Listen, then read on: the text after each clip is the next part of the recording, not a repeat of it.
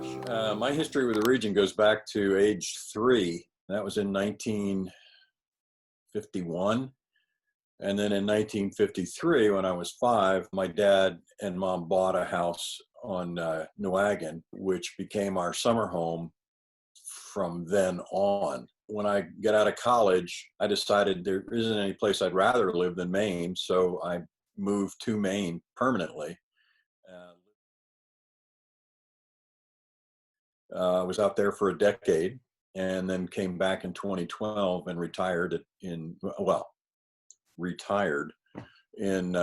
family house in New, and have been here ever since.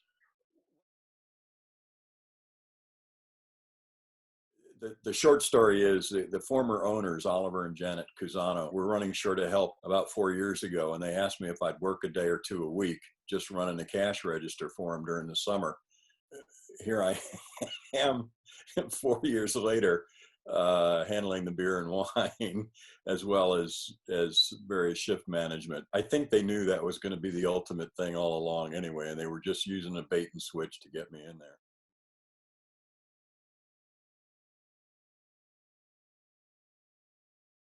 Peter, is that there is something about it's this combination of Yankee do-it-yourselfism. If we just keep putting one foot in front of the other, we're going to figure out how to solve problems.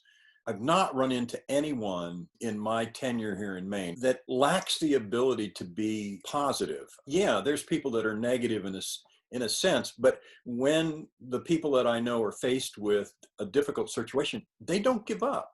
And I love that about the spirit of this area. It's a problem solving. It's probably a duct tape type solution, but it gets you through that problem to the next problem.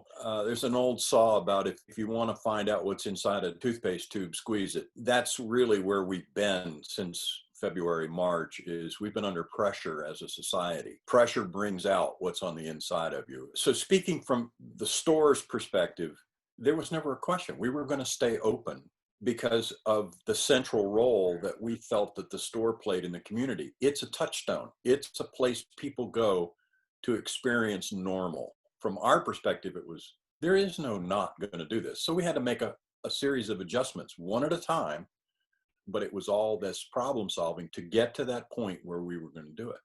And you could see people coming to terms with that in a very, very good and positive way.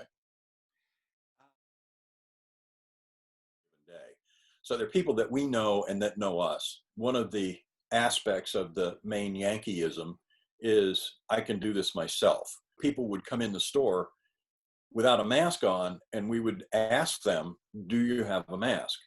And they would say, I don't need a mask.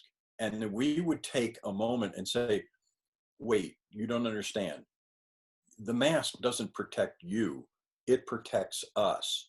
If you want us to be here, you need to wear a mask so that if you have it, we don't get it. I never had a single customer storm out of the store based on that explanation. And it's wonderful because even if they didn't have a mask, the next time they came in, they had their t-shirt up around the nose and they were fine with that. Once they understood they were not doing it for themselves, but they were doing it for us, the problem was solved.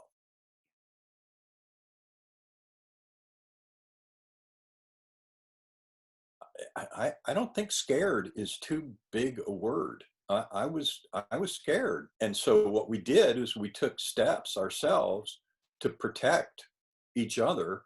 And for a period of time, when I came home, we kept separation and I would go upstairs away from her. I would take a shower, change my clothes, and do the ablutions with disinfectants and what have you. And then we would come down and greet each other with social distancing in place. It was a rugged couple of months until we sort of figured out how to do all of this.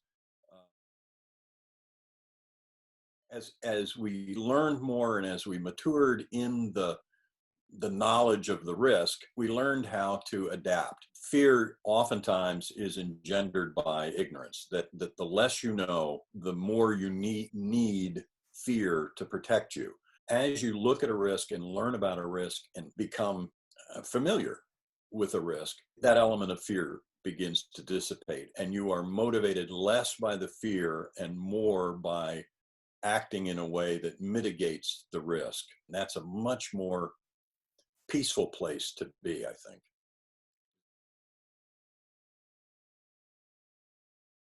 Choral singing, any singing, takes that 6 foot social distancing number and blows it away. The science is still in the place where it's discovering what we can't do. But I feel like we are at the tipping point where the science is now going to sort of turn the corner and begin to look at what can we do. Right now, there's no singing going on. We're not even able to practice together. We're waiting for a solution because we don't want to put people at risk by doing something cavalier. The interesting thing, we'll figure this out. We will. We'll figure it out. I don't know how we're going to figure it out, but we'll figure it out.